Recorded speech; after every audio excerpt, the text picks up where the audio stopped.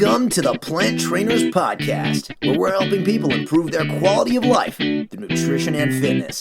And now, your hosts, nutrition and wellness coaches, international speakers, Adam and Shoshana Chaim. Hey, I'm Adam Chaim. And I'm Shoshana Chaim, and we are Propelled by Plants. Today we bring to you episode 445, Plant-Based Zero-Carbon Restaurants with Louise Palmer-Masterton.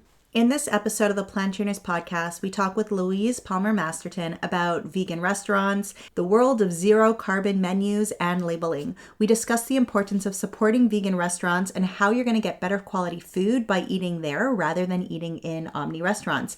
Did you know that restaurants now are focusing on less waste, less carbon footprint, not just from their takeout boxes, but everything it takes from the farm to putting the food on your plate? We loved learning about this new concept of zero carbon menus and labeling. Louise is the founder of multiple award-winning restaurants. One of them, Stem and Glory, is a hip and trendy but accessible plant-based restaurant serving delicious gourmet vegan food from locally sourced ingredients, 100% made on site. She's doing her part in paving the way for zero-carbon menu labeling. This is a really interesting concept. We hope you love it. If you want a healthy, natural way to fuel your workouts or fire up your brain, Energy Bits are for you. Energy Bits are tiny spirulina algae tabs that are nutritionally dense, a source of mental and physical energy that is all natural and causes no stomach distress. They eliminate fatigue and hunger instantly with no caffeine, sugar, chemicals, gluten, or soy, just pure plant-based nutrition. One ingredient, 1 calorie, and 0 net carbs. I use them before workouts or sometimes just as a snack. They make me feel great and give me that extra energy boost I'm sometimes looking for. I also use Recovery Bits, which are tiny chlorella tabs. I use them after workouts or when I'm feeling hungry late at night. Visit energybits.com and order Energy Bits, Recovery Bits, Vitality Bits, or Skinny Bits, and use the promo code PLANTTRAINERS to get 20% off your order at checkout. The link will also be in the show notes just in case you didn't get that all down. Improve your energy, wellness, and waistline all at the same time with Energy Bits. Check out Energy Bits today and feel the difference. Your brain and body will say thank you. And now for a moment of gratitude. I'm grateful for my kids' jokes and the sound of their laughter. I'm grateful for the end of the school year and getting ready for summer and the kids getting ready for camp. Woohoo! Louise Palmer-Masterton, thank you so much for joining us on the Plant Trainers Podcast today. Thanks very much for inviting me. We are excited to talk about all things restaurants and menus, but before we do, we want to know if you have a moment of gratitude to share with us. Yeah, well, I've many moments of gratitude, I suppose, throughout my entire life, but you know, my family, my husband's family are my greatest supporters in every single possible way, really. And our extended families, we're very blessed with having close families on both sides. My husband and I have 2 children, and, you know, we just simply wouldn't be where we are without the support and love of our respective families. So, yeah, massive gratitude to all of them. It's wonderful. They do say it takes a village. Yeah, no, definitely. I mean, you know, you hear all sorts of things about, particularly in a marriage and in-laws and all of that stuff. But that's just complete opposite in our family. We're extremely close and supportive of each other.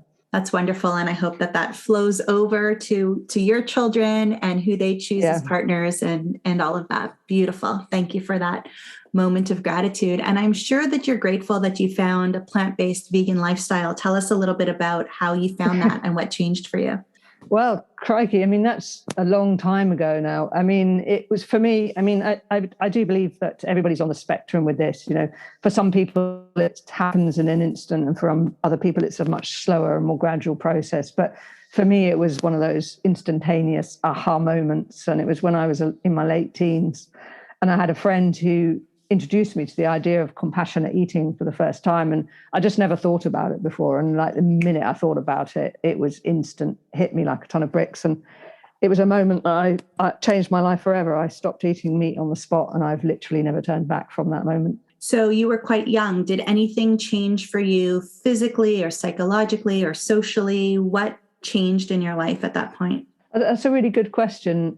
I mean, I think a lot of things changed as a result of that realization, really. And I mean, I earlier than that, which preceded this, I suppose, I randomly got taught yoga by one of my PE teachers at school. It wasn't part of the curriculum. It wasn't planned. It was a completely happy accident as well. And I guess that was sort of another aha moment for me. And so I became interested in practices of yoga and meditation. And within that, the kind of idea of compassion and non-harming is very much a part of that as well. So I think there was a kind of massive evolution in that moment in terms of compassionate eating, non-harming, kind of treading lightly on the earth. It was all of those things all at once. And in your late teens and early 20s, you're on a voyage of discovery anyway, aren't you? It's, the world is, a wonderful place, and you're very much in harmony with nature as well. So there's a kind of a lot of things happening for me at that time, all of which stayed with me actually and kind of evolved through the rest of my life.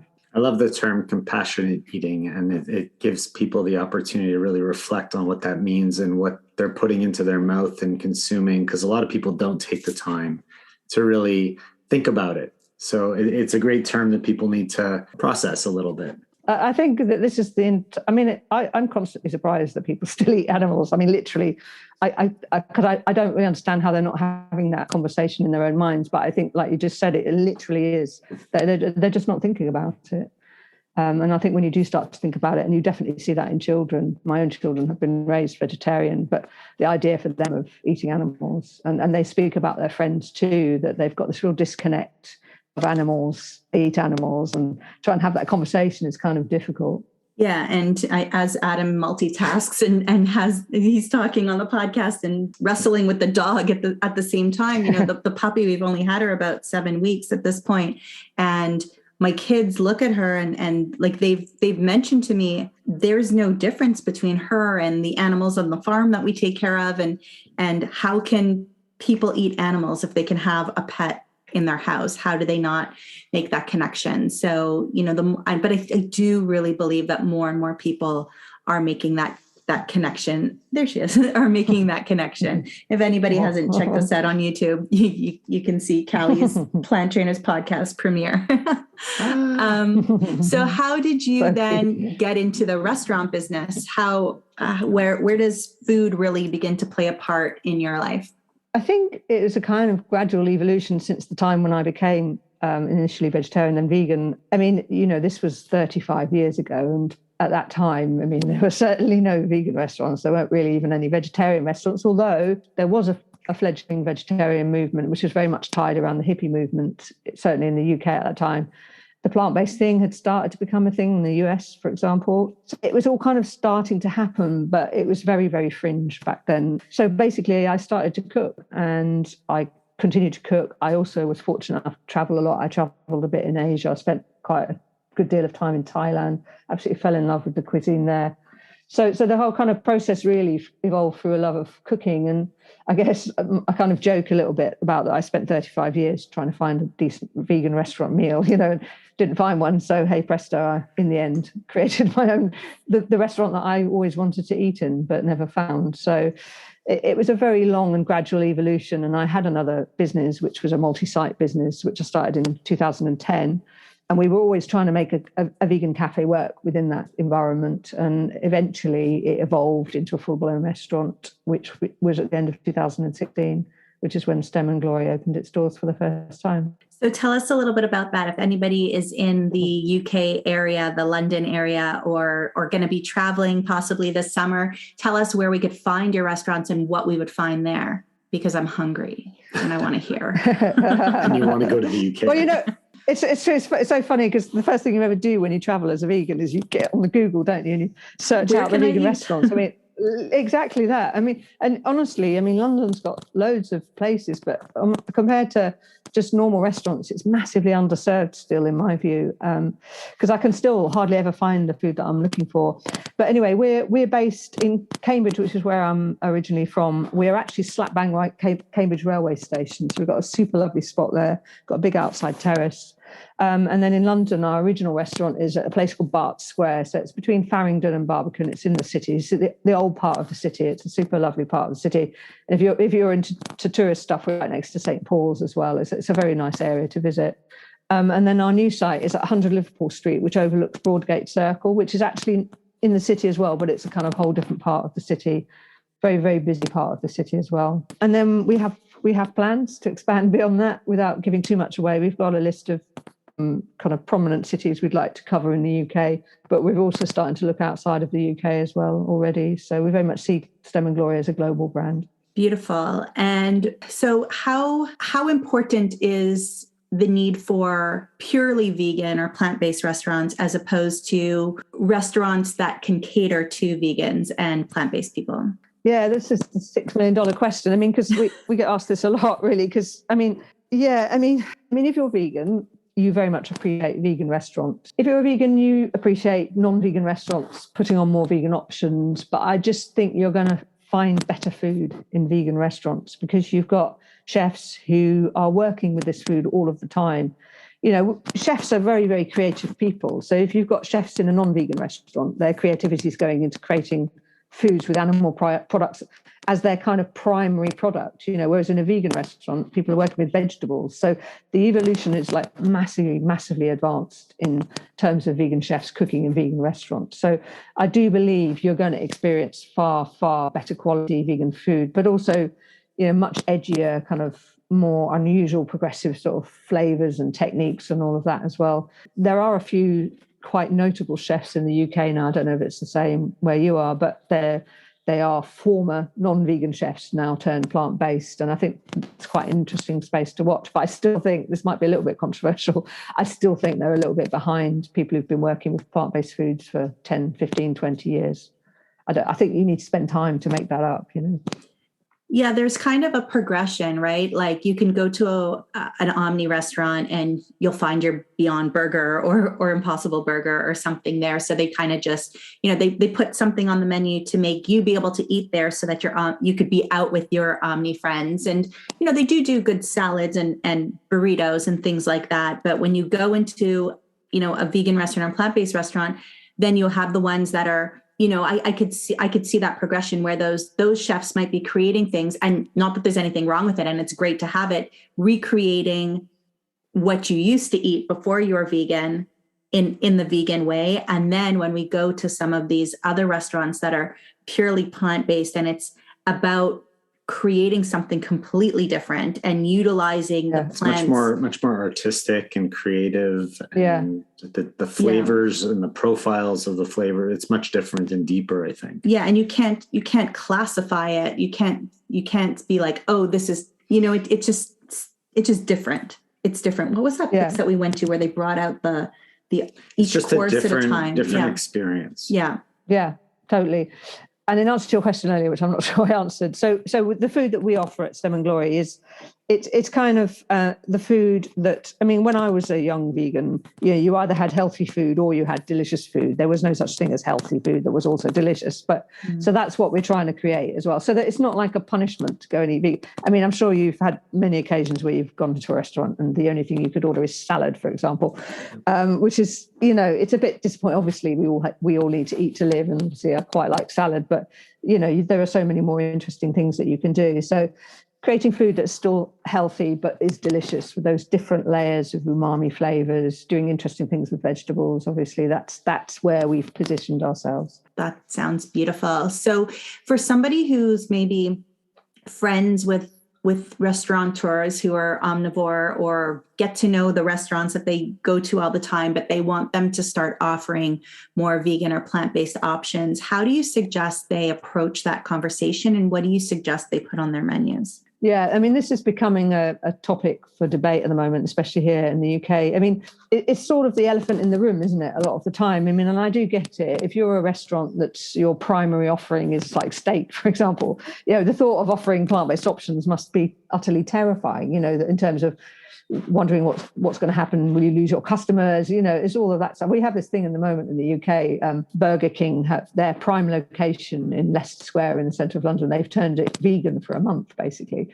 And there's people posting on all the vegan forums about they're sat there at a table and watching people coming in and then walking out cursing because they couldn't have their animal burgers, you know, and just kind of the irony of that, you know. So I do understand how nerve-wracking it must be if you're a restaurateur and you kind of know you need to start moving in a more sustainable direction. Whatever you might think about the animals, the numbers, you know, in terms of meat and dairy, they just don't even compare to plant-based in terms of emissions and so on. But there is quite a lot of research which is coming out now about, they think this sweet spot in terms of a menu, and this is a little bit future looking, I suppose.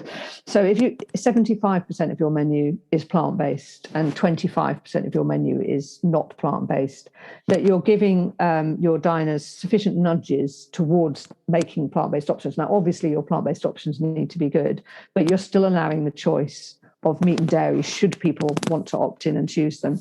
So they're kind of suggesting that that's sort of the way to try and head in that direction, so that you're still providing for choice. But when you give people that choice and it's 75-25, a very large amount of people are going to go towards the plant-based route. That's just human nature.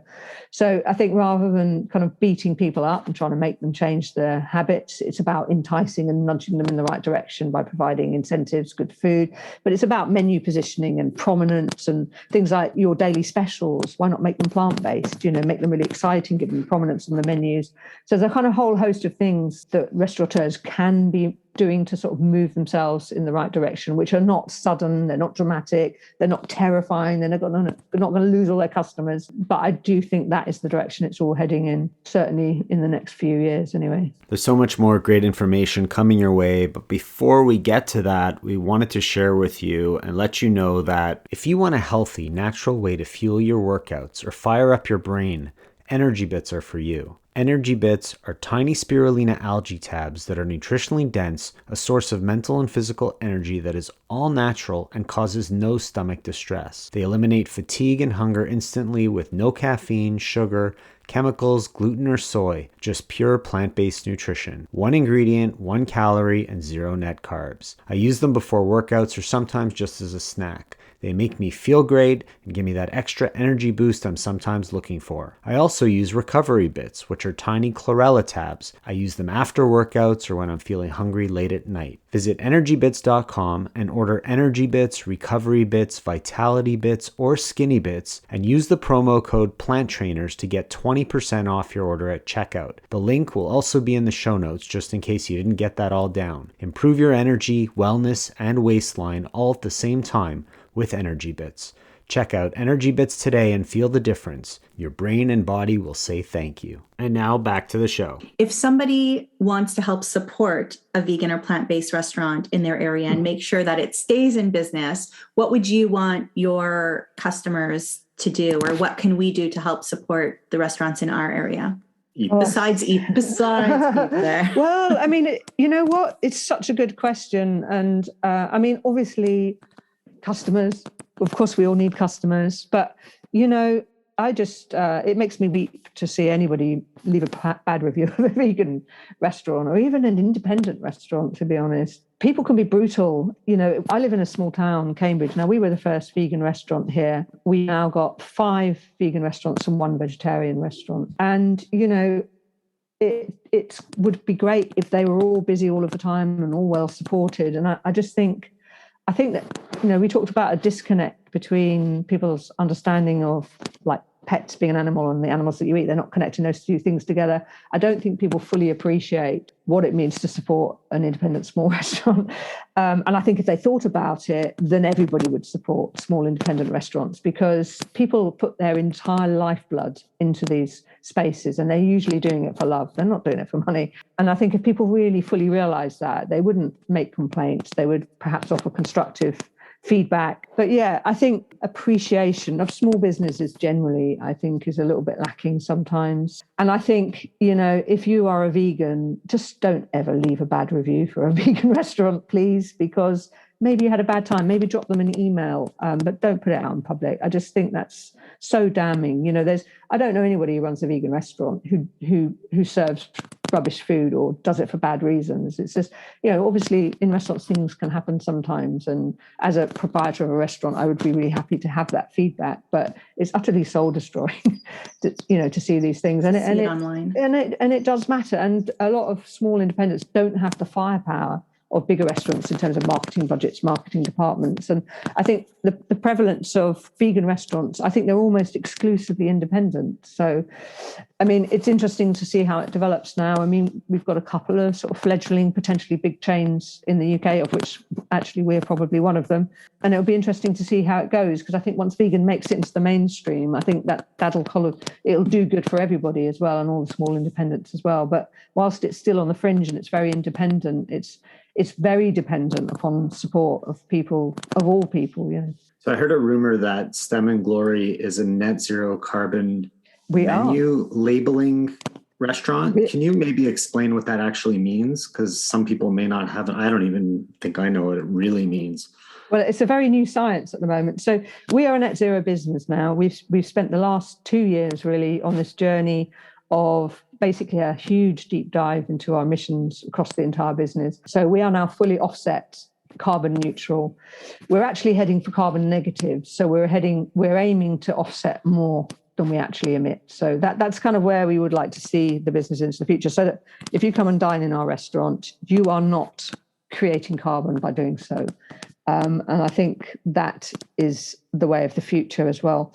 Now, in terms of carbon labelling, it's the same sort of data collection, to be honest. So we analyse all of our dish creation, all of our menu ingredients and so on, cooking, where it comes from, all of that stuff is analysed, and you end up with a number for the emissions for your meal, basically.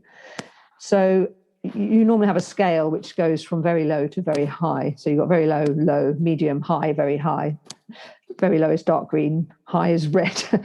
Now we only have very low and low on our menu, and that's probably going to be the case for any plant-based restaurant, to be honest. But nevertheless, it's incredibly educational to see it in black and white, the actual emissions of your meal. And we've had a very good response from our customers about this. And I guess if it's not in Toronto already, it probably will be soon. So that means that on your menu, it shows you that what level carbon emission your meal would be, so people could select their menu, their item based on the carbon emissions. Exactly. It's an education piece, really.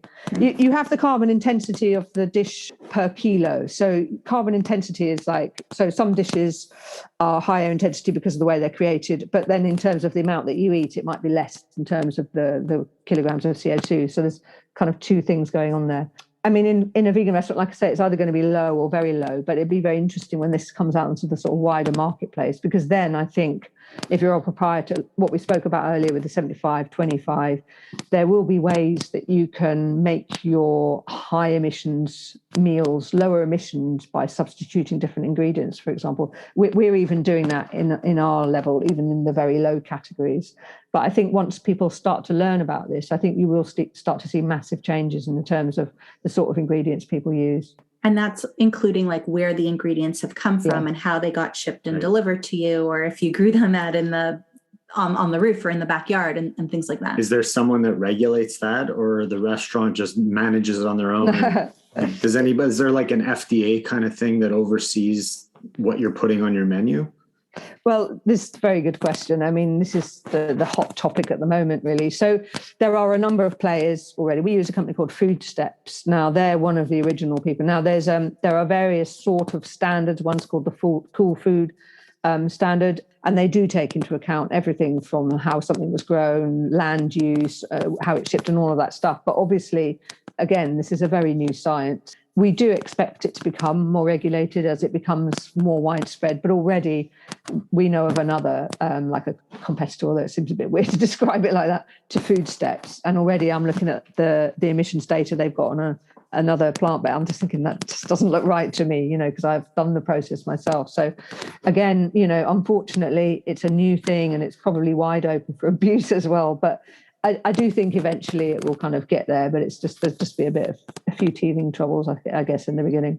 I think just the awareness of it now from a consumer point of view and from a restaurateur point of view, and the small changes that might be made just from the awareness can have a really huge impact. And I guess, you go to McDonald's and you see this many calories for this meal. Yeah. Now you have another, this many this much admissions for this meal, or you have your little gluten-free symbol and then you have your little low admission symbol. So that's kind of cool and really, really important to a lot of people these days too. What about like the plates and forks and napkins? Does that get incorporated into that, or is that something separate? Well, that doesn't get incorporated into the meal, but that does get incorporated into our emissions as a business in terms of our offset. So yeah, everything is factored in. We do it also for the refurbishments of the restaurants. I mean, the whole thing, it just gets done across the board. But yeah, I mean, it's an interesting question. What we actually want to end up is with offering our customers the opportunity to offset the emissions of their meal. It's an optional thing. And so we're already offsetting everything within our restaurant, but then the customer can opt to further offset. And then that kind of is pushing us in an even more kind of carbon negative direction. So if you're eating at a restaurant that doesn't have that, what can you do to try to eat as carbon low as possible? Well, eat plant-based, because, even if you're eating plant-based junk food, it's low emissions compared to anything meat and dairy. I mean, it literally doesn't compare. You're talking up to 50 times the emissions as soon as you start putting that stuff in there. But, I think it's really important to note that, and talk about teething troubles and all of that this stuff is kind of being consumer driven, and businesses will start to take notice when stuff is consumer driven. And they did some research a little while ago. 88% of consumers want brands to help them be more sustainable. It's not like a passing fad. So if you're sticking your neck out and you're giving your customers opportunities, you're showing them how to be more sustainable. They'll thank you for it. And that's certainly been our experience. So what kind of food can we find at Stem and Glory? Is it like classic English food, like the fake fish and chips kind of thing? Or is it a fancier kind of deal? Or what do you got there? It's definitely fancier. So I guess we have a couple of dishes which are a little bit more kind of comfort, I suppose, but with a Stem and Glory twist. So one of our best-selling classics is Swede gnocchi, and it has like a gorgonzola in inverted commas, obviously, because it's not got cheese in it. So it's got like a creamy sauce, and we hand make the Swede gnocchi, and it's all gluten-free. It's super, super tasty and delicious, and obviously it's a little bit more on the comfort end of the spectrum. My favorite dish at the moment, well, there's two actually. We have a blue corn tacos. Tacos is very on trend. And also you've got this kind of Korean/Mexican fusion thing going on in cooking at the moment, which is very on trend as well. So we have blue corn tacos, which is kind of a fusion of Mexican and Korean. So you've got like Korean sort of spices and flavors. And we have these oyster mushroom, we call them vish, not fish, obviously, but they're very, very tasty. And tacos, I don't know, you pick them up and eat them. Very messy. Bit of sriracha mayo on the top, very tasty. I like the extreme flavors of tangy, salty, sort of creamy, all at the same time. They're extremely good. And we actually also have another slightly comfort dish, which is very, very popular in my family, which is a pumpkin ravioli dish, which has also got a creamy sauce on it as well. And we make hand-make parmesan out of cashew nuts. It's very, very tasty. Delicious. Sounds good. Delicious. Tell us about your cookbook and where people can find out more about you and your businesses. So our first book is going to be out very soon, or we've been saying that for a month or so, but it is very imminent. So our first book it's called Stem and Glory Classic Recipes. So literally in fact, the tacos is in there actually. So kind of the real bestsellers since we started to the present day. It's a relatively small book, 60 pages. That's going to be out very soon, but we're already working on our second book, which is going to be focused very much around low carbon cuisine. So not just plant-based, but low carbon plant-based. And we're working with some British grown goods. It's quite an exciting time for British farming at the moment in terms of different crops they're growing over here. So if people want to reach out and learn more about okay. Stem and Glory or yourself, where would you like them to go? Well, fortunately, we've got quite a distinctive name. So just type Stem and Glory into Google, we'll come up. So Stem and Glory is like literally everything: website, Instagram, Twitter, LinkedIn. So yeah, just head over to one of those and hopefully coming to a city near you soon. Let's hope so. Thank you so much, Louise, for joining us today on the Plant Trainers podcast. I'm very hungry. And I hope when I'm in London, if I'm there this summer, I can pop by and check out the restaurant. Yeah, please do. We'd love to see you. All right. Perfect. All right. Thank you so much. Thanks for being on the Plant Trainers podcast. And we will link to everything that you just talked about in our show notes as well at planttrainers.com, and have a beautiful day or night for you. Thank you very much. Thank you all so much for listening to this edition of the Plant Trainers podcast. We want to make sure that you subscribe on iTunes, Google Play, iHeartRadio, Stitcher, or any other podcasting platform. We really appreciate the feedback we receive from you. Every time we get a 5-star rating or review on iTunes from one of our fans, it really helps other people find us just like you did. Thanks so much to our patrons. To become a patron, visit us at patreon.com/planttrainers. Even supporting us with $1 really makes a difference in the quality of the show. And don't forget to connect with us on Instagram and Twitter. Our handle is @PlantTrainers. Like Plant Trainers on Facebook, join our newsletter, and check out our website at planttrainers.com for awesome recipes, a list of our services, and of course, our latest podcast. We encourage you to email your questions to info@planttrainers.com so that we can help you improve your quality of life through nutrition and fitness. So we hope we've inspired you today. Join us again next time and have a healthy day. Or is that too corny? It's a little cheesy.